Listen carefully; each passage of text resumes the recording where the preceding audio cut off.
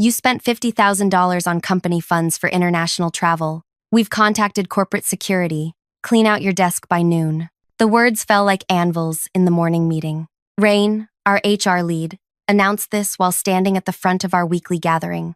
My colleagues shifted uncomfortably in their chairs. Some examined their shoes. Others pretended to check emails. The silence suffocated us all. I took a slow sip of my coffee and set the cup down. Check the card number again, Rain. We did. 3 times. Her voice dripped with condescension. I opened my wallet and removed my personal platinum credit card. This card. Check if the transactions match this card. I placed it on the wooden surface between us, not sliding it dramatically, just setting it down with quiet confidence. Rain picked it up, her eyes widening slightly as she examined it. This is your personal card? Yes. The same one I've been using for company expenses for 18 months now, because our corporate accounts have been empty. The conference room temperature seemed to drop 10 degrees. Xavier, our CEO, appeared suddenly. There's been a misunderstanding. Let's discuss this privately, Marlo. My name is Marlo Ashton. Until that moment, I was the financial operations director at a medical technology startup developing affordable prosthetics. I believed in our mission with my entire heart. 4 years of my life poured into building something that mattered. Xavier guided me to his office, closing the door before turning to me. This is embarrassing. A clerical error. The accounting department saw the charges and assumed. They accused me of stealing in front of our entire team. I'll handle it. A public apology. Whatever you need. I stood perfectly still. What I need is an explanation of why my personal credit card has been the company's financial lifeline for over a year. Before he could answer, I left his office. I didn't slam the door. I closed it gently. Sometimes, the softest actions speak loudest. My involvement in the company's finances started innocently. My grandmother passed away 13 months earlier, leaving me her estate. The inheritance was substantial, enough that I'd never need to work again if I managed it wisely. Around that time, Xavier mentioned cash flow issues during a leadership meeting. A supplier needed payment before we could ship our newest prototype. The company account was waiting for an investor wire transfer. Just a timing issue, he said. I can cover it, I offered, just until the transfer clears. It was $32,000. I paid it from my personal account. Xavier seemed genuinely grateful, promising reimbursement within days. The wire came through a week later, and I was repaid. Then it happened again. Customs holding a shipment, payroll system glitching between banks, equipment lease coming due before a client payment cleared. Each time, I stepped in. Each time, the reimbursements came later and later. The travel expenses were different. Xavier needed to meet investors in Tokyo, London, and Singapore. A 2-week international trip. The company cards were maxed out. Could you book it on your card? The optics matter with these investors. First-class flights, luxury accommodations. We need to project success. I agreed. $50,000 charged to my platinum card. The trip happened. The meetings went well. I submitted my expense report when Xavier returned. Days passed, then weeks. When I inquired, I received vague assurances about accounting backlogs. The morning after the public accusation, I reviewed my records.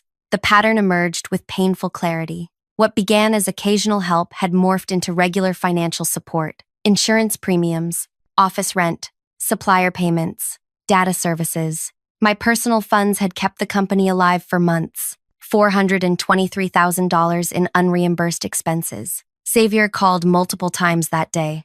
I didn't answer. Instead, I met with my attorney, Bennett. Show me what you signed, he said, after hearing my story. I brought the paperwork. Vendor agreements, insurance policies, equipment leases. Bennett's expression darkened as he read. Marlo, you're listed as the financial guarantor on most of these contracts. What does that mean? It means you're personally responsible if the company defaults. My stomach tightened. That's not what Xavier told me. He said these were standard authorization forms.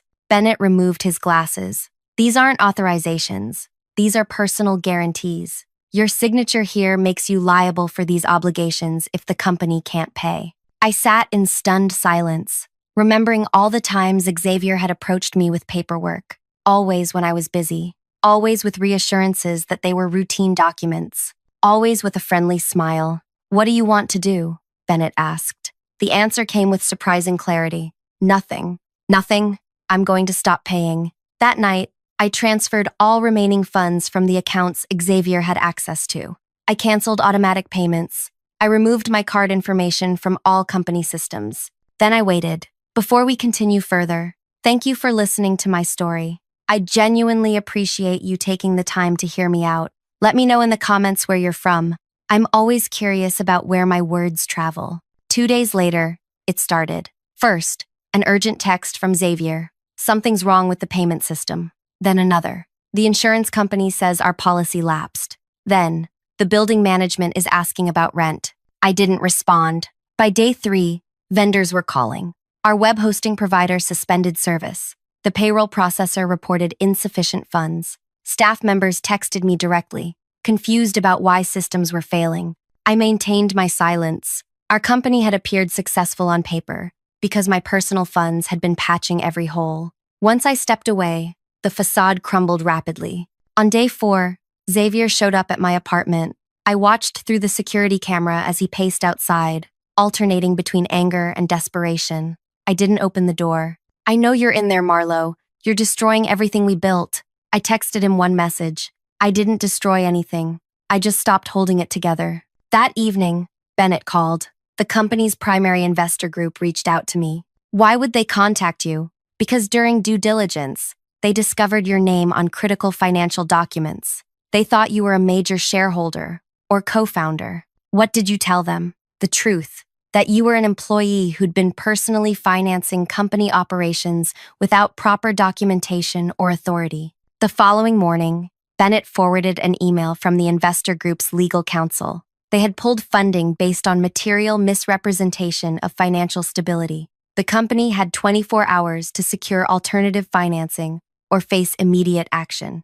I knew no financing would come. When I arrived at the office the next day, security badges didn't work. A notice on the door informed employees that operations were temporarily suspended. People clustered in the parking lot, confused and angry.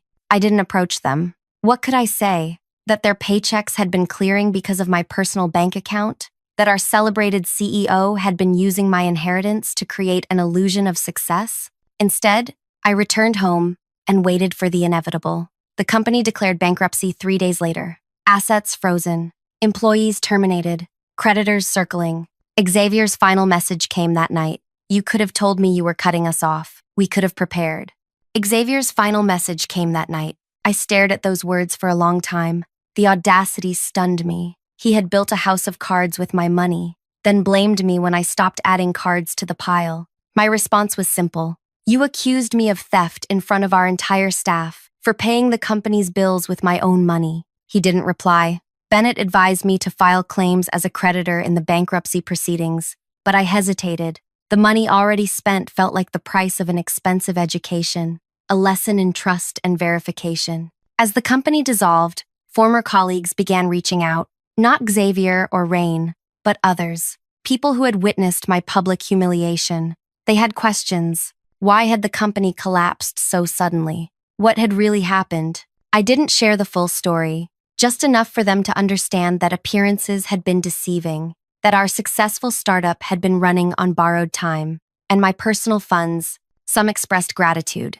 They hadn't known that their jobs had been preserved by my financial support. Others seemed angry, feeling betrayed by Xavier's deception. A month passed. The bankruptcy proceedings continued. I focused on rebuilding my life, interviewing with companies whose missions aligned with my values. I was careful to explain my departure from the previous role without bitterness or accusation. Then came the email from Bennett. Marlo, we need to meet. There's been a development. I met Bennett at his office the following morning. He had printed documents spread across his desk. The bankruptcy trustee found something interesting, he said, sliding a folder toward me. Financial records showing systematic transfers of company funds to personal accounts. I frowned. Not my accounts. No, Xavier's accounts. And Rain's. Bennett tapped the papers. Over 3 years, they diverted approximately $7 million from investor funding and revenue. My hands trembled slightly as I examined the records. Wire transfers, shell companies, consulting fees to entities that didn't exist. The evidence was meticulous and damning. The money I contributed wasn't keeping the company afloat. I whispered. It was replacing what they stole. Bennett nodded grimly. The bankruptcy trustee believes Xavier deliberately targeted you after your inheritance. Your financial support allowed them to continue siphoning funds without triggering cash flow alarms that would alert investors. The realization hit me with physical force. I hadn't been helping a struggling company. I'd been unknowingly facilitating fraud. There's more, Bennett continued. Those guarantee documents you signed? The trustee believes Xavier purposely misrepresented them to establish a financial safety net. If the scheme collapsed, creditors would come after you, not him. I sat back, processing this betrayal, the calculated nature of it, the careful grooming, the patient exploitation of my trust and goodwill. What happens now? I asked. The FBI's Financial Crimes Unit is investigating. They'd like to speak with you, as a witness, not a suspect. 2 FBI agents interviewed me the following day.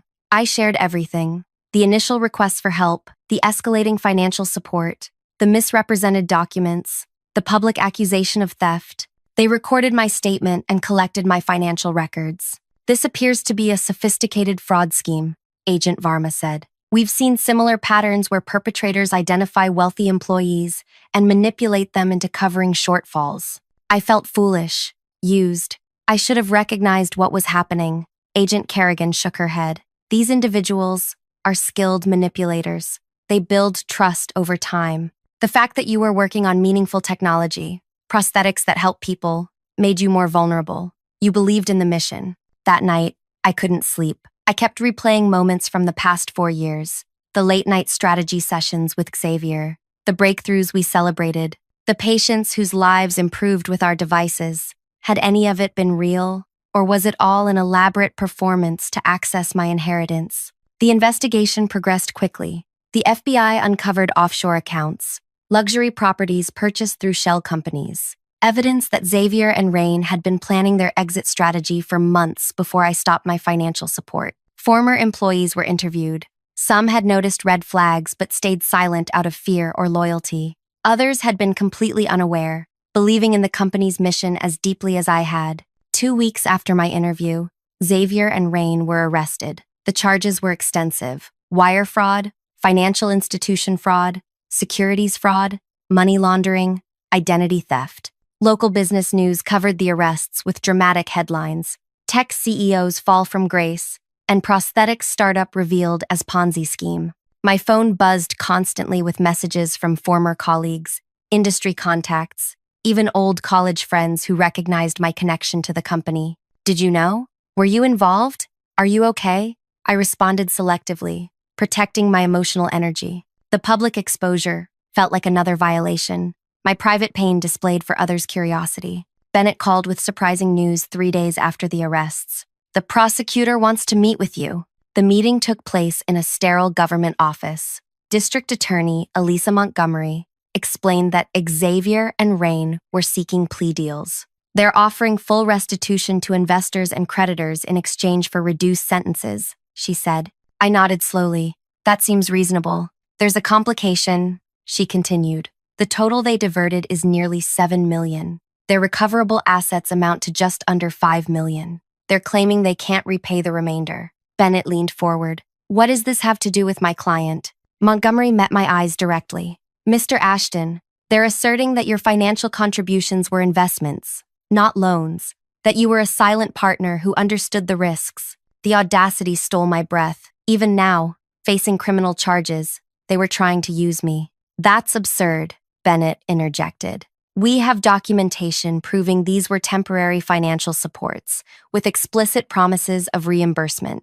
Montgomery nodded. I understand your position, but they've presented emails and texts that, taken out of context, could support their claim. They're desperate to avoid lengthy sentences. I sat with this information, feeling a strange calmness descend. They're still trying to make me pay for their crimes. Essentially, yes, Montgomery confirmed. If their claim stands, you would be classified as an investor who lost money, not a victim of fraud entitled to restitution. I thought about the months I'd spent rebuilding my life, the therapy sessions, working through betrayal and self-blame, the careful reconstruction of my professional reputation. What do you need from me? I asked. Detailed testimony, every interaction, every promise, every misrepresentation. We need to establish a clear pattern of deliberate fraud targeting you specifically. The preparation was exhausting. Hours with prosecutors reviewing communications, financial forensic experts analyzing transaction patterns, former employees providing corroborating statements about Xavier's manipulation tactics. Through it all, I maintained my composure. No angry outbursts, no public denouncements. I simply provided facts, dates, amounts. The truth needed no emotional embellishment. 3 days before the preliminary hearing, Bennett called again. Xavier's attorney reached out. They want to meet. The meeting occurred at Bennett's office. Xavier's attorney, an expensive-looking man named Palmer, presented their proposal. My client is prepared to acknowledge that Miss Ashton's financial contributions were loans, not investments. He will include the full amount in his restitution agreement, with priority payment status. Bennett remained expressionless. What does your client want in exchange? Miss Ashton's testimony focused strictly on financial matters. No character statements, no details about their personal interactions or conversations that might prejudice the court. I studied Palmer carefully. He's worried about his reputation. Palmer shifted uncomfortably. My client is concerned about fair treatment. Emotional testimony could unduly influence sentencing. I turned to Bennett. Could we have the room, please? When we were alone, Palmer leaned forward. Miss Ashton, my client recognizes the unfortunate way your professional relationship ended. You mean when he accused me of theft in front of my colleagues after I'd spent hundreds of thousands of dollars keeping his company afloat? Palmer cleared his throat. That incident was regrettable. Xavier was under extreme pressure, as was I. Being publicly humiliated tends to be stressful. He's prepared to make amends, full financial restitution, plus a personal apology. I let the silence stretch before responding. Where is he getting the money for restitution? His assets are frozen. Palmer hesitated. His family is contributing. The piece clicked into place. Xavier's wealthy family, who had always kept distance from his business ventures, was now rescuing their son from the consequences of his actions. I see. So he betrays me, steals millions, tries to frame me for his financial crimes, and then gets bailed out by his family. Palmer began to respond, but I continued. Tell Xavier I'll consider limiting my testimony to financial matters. I need 24 hours to think about it. After Palmer left, Bennett returned. What are you thinking? I'm thinking Xavier is still manipulating circumstances to protect himself. That night, I reviewed everything again. The financial records, the text messages, the emails where Xavier praised my partnership and commitment to our vision. I remembered the morning of my public humiliation, the sick feeling as colleagues averted their eyes, Rain's satisfied expression as she delivered the accusation, Xavier appearing in the doorway, not to defend me, but to contain the situation. The next day,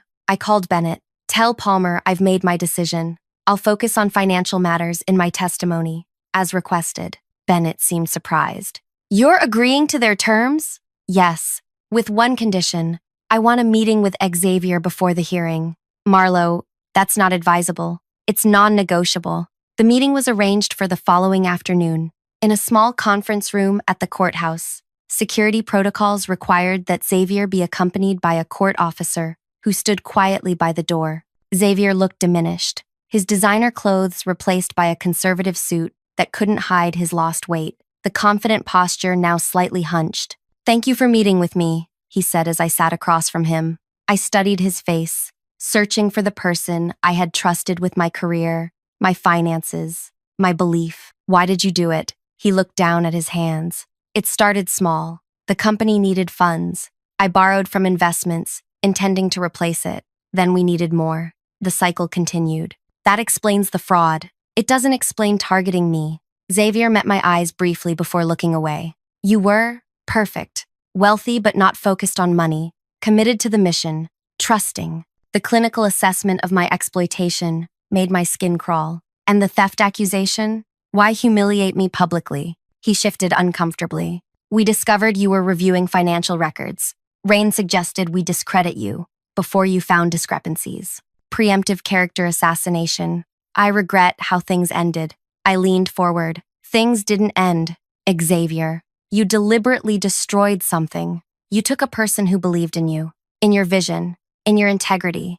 and you weaponized that belief. He remained silent. I've agreed to limit my testimony to financial matters, I said, standing to leave. But I want you to remember something. Every day of reduced sentence you receive because of my agreement is a gift you don't deserve. As I reached the door, he spoke again. For what it's worth, I really am sorry. I paused without turning back. Save your performance for the judge. I'm no longer your audience. The preliminary hearing proceeded the following week. As agreed, my testimony focused strictly on financial transactions, dates, amounts, documented promises of reimbursement, no emotional language, no character assessments. After I stepped down from the witness stand, Rain's eyes followed me with naked hostility. Xavier stared straight ahead, not making contact. Outside the courthouse, a reporter approached me.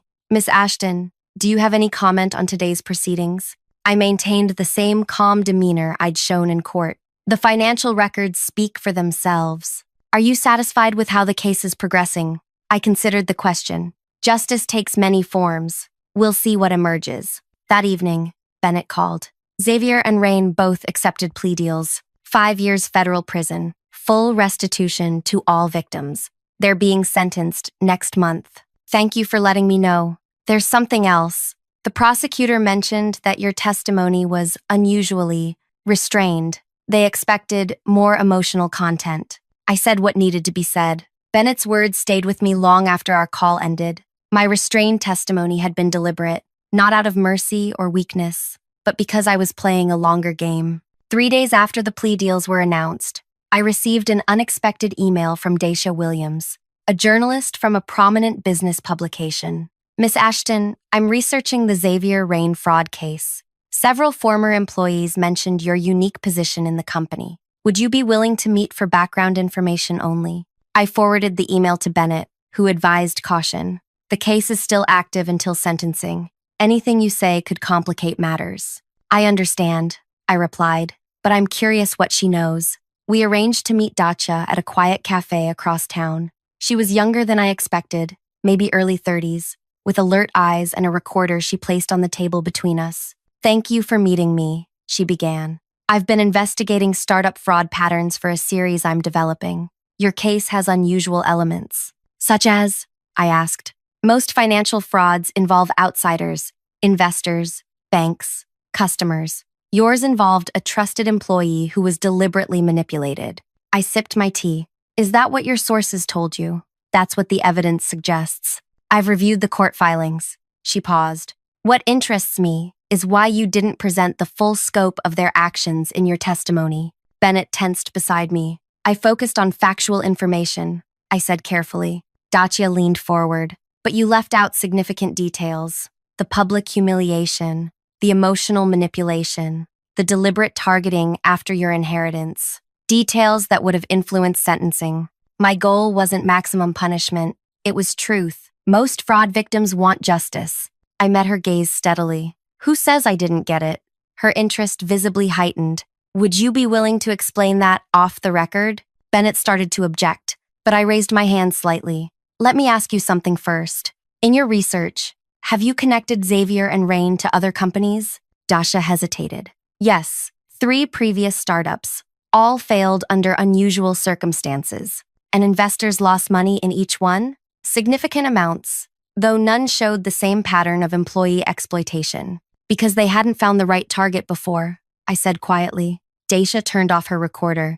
What aren't you telling me? I glanced at Bennett, who gave a slight nod. Xavier and Rain's plea deal requires full restitution to all victims, not just investors from our company, but previous ventures as well. Dacia frowned. Based on the seizure reports I've seen, they don't have enough assets to cover that. No, they don't, which is why Xavier's family is contributing. Understanding dawned in her eyes. They're paying to reduce his sentence. Yes, his parents are liquidating investments and property to make victims whole. Approximately $12 million. And you knew this would happen when you agreed to limit your testimony?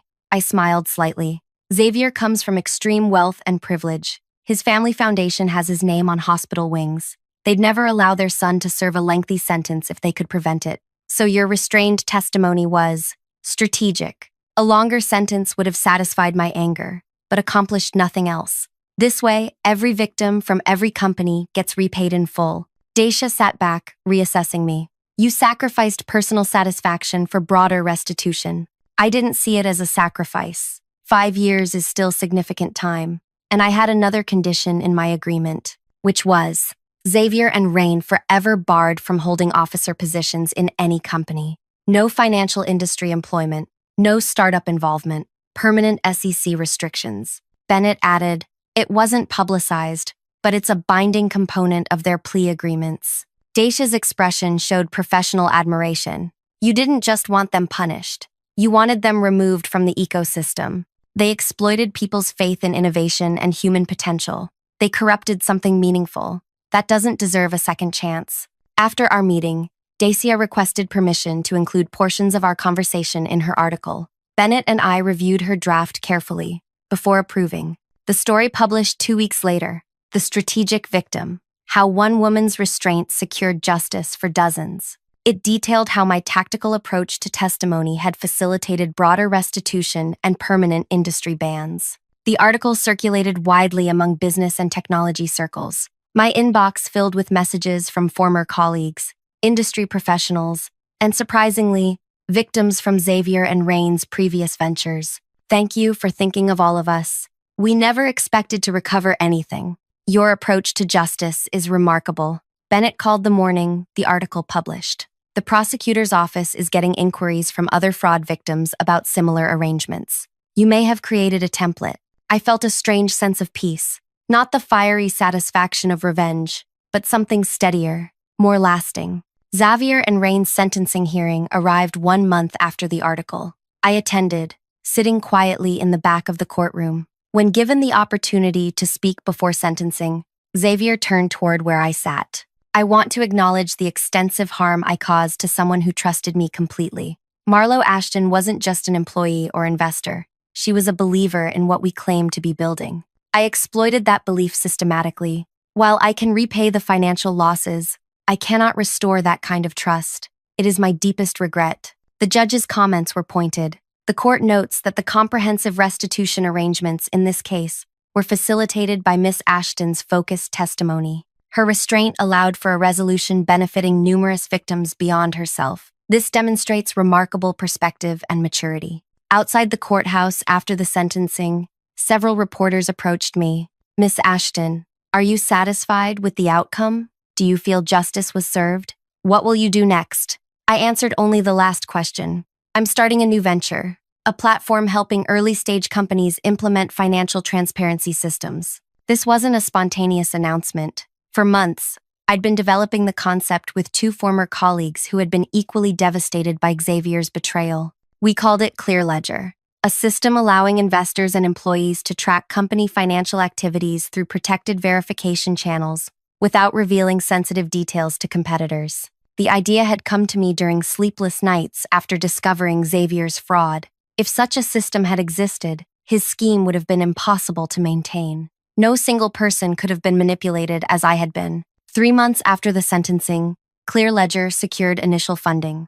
Our investor presentation included a case study based on my experience, anonymized but powerful. We emphasized how financial transparency protected not just investors, but idealistic employees who believed in company missions. The evening after closing our funding round, I received an unexpected email from Adira, our former lead engineer. Saw the news about ClearLedger. Brilliant concept. Would you consider having coffee? I have something you should see. We met at a small cafe near her new workplace. After brief catching up, she pulled out her tablet. When the company collapsed, I downloaded my work files. Standard practice to preserve portfolio examples. I found something you should have. She opened a folder containing design files for our prosthetic technology. Xavier didn't create these innovations. You did. In those late-night strategy sessions, the breakthroughs came from your suggestions. He just took credit. I scrolled through the files, recognizing concepts I had sketched on whiteboards, improvements I had suggested during development reviews. These designs work, Adira continued. The technology is sound. It could still help people. The patents belong to the company. They'll be liquidated in bankruptcy. Not all of them were filed. Some were still in development. Adira tapped the screen. These aren't patented yet. They're yours if you want them. I stared at the designs, feeling an unexpected surge of emotion. The work had been real. The mission had mattered. Xavier had stolen money and trust, but he couldn't take the purpose that had driven our efforts. 6 months later, ClearLedger launched publicly. Our first clients included 3 medical technology startups. Within their development, roadmaps were innovative prosthetic designs licensed from a new entity, Ashton Innovations. The day we announced our client partnerships, I received a letter from Xavier's prison email system. I saw the ClearLedger announcement and Ashton Innovations. You've built safeguards against people like me while still advancing the technology that matters. It's a victory I never anticipated. You didn't just recover. You transformed the landscape. I didn't respond. His observation didn't require acknowledgement. 1 year after Xavier and Rain began their sentences, Daisha contacted me for a follow-up story. We met at the same cafe as before. ClearLedger has impressive traction, she noted. 32 client companies, industry recognition, investor interest exceeding capacity. We're meeting a need no one wanted to acknowledge existed. And Ashton Innovations' prosthetic designs are entering clinical trials. I nodded. The first patients receive prototypes next month. You've created something remarkable from catastrophe, Dashi observed. Many would have retreated or become bitter. I considered those options, I admitted. They felt like allowing Xavier and Rain to determine my story's ending. Instead, you created structural change, systems preventing others from experiencing what you did. That's more satisfying than punishment. Is that why you supported their recent request for work release programs? Your endorsement surprised many people. I smiled slightly. They can sort recycling and pick up highway trash like any other inmate. Their permanent industry ban remains intact. But I didn't oppose them having a productive daily schedule. Dacia studied me. You've moved beyond revenge. Revenge would have kept me connected to them. I wanted freedom instead. As we concluded our interview, Daisha asked one final question. What would you tell someone facing a similar betrayal? I considered carefully before answering. Trust can be rebuilt, but it should include verification. Create systems, not just relationships. And remember that the most powerful response to deception isn't punishment. It's creating something better than what was destroyed. The resulting article generated new interest in ClearLedger and Ashton Innovations. Inquiries from potential clients doubled. Investment offers arrived daily. But most meaningful were messages from individuals who had experienced workplace betrayal and found hope in my approach to recovery. My grandmother's inheritance had funded something valuable after all. Not Xavier's fraud, but the lessons that shaped what came after. The technology would help people walk again. The transparency platform would protect other idealists. The experience had cost me financially, but the return was immeasurable. If you found value in this story, please consider sharing it with someone who might need to hear that betrayal isn't the end of their story, just an unexpected turn in the plot. The most powerful chapters often come after the deepest wounds. Thank you for listening to my journey.